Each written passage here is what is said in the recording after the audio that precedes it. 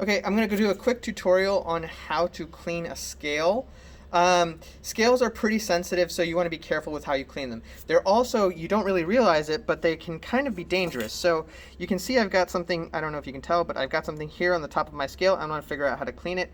The problem is that I don't know what it is. It might be something as simple as salt. It might be something dangerous as caffeine or BPA. So I always want to make sure that when I'm dealing with white unknown powders specifically, or powders that I don't know, I'm always going to use glove and personal protective equipment and make sure that I'm kind of being as safe as I can. So the first thing I want to do in order to clean, I just want to kind of avoid pushing on this. So I definitely do not want to take a scrubber and scrub the top of this. That is a horrible idea.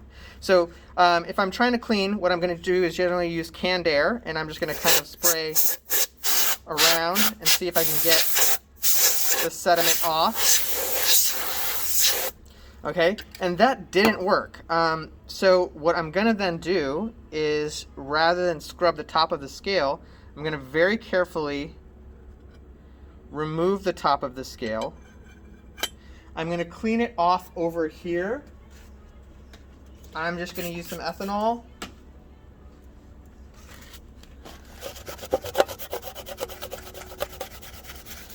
And now I don't have to really worry about the amount of pressure that I'm putting on, because if I put too much pressure on the scale, I can screw up the spring that's in there and the sensing device and screw it all up. I'm then going to go ahead and just wipe down the outside of the scale as much as possible. Again, I'm going to try to avoid doing anything to this part. If I do need to do something to that part, generally there's a way to lock it, and you want to make sure that you lock it before you clean it. Alright, so I'm going to go ahead and put my top back on, and then I'm going to zero my scale, close it all up, and turn it off. That's it.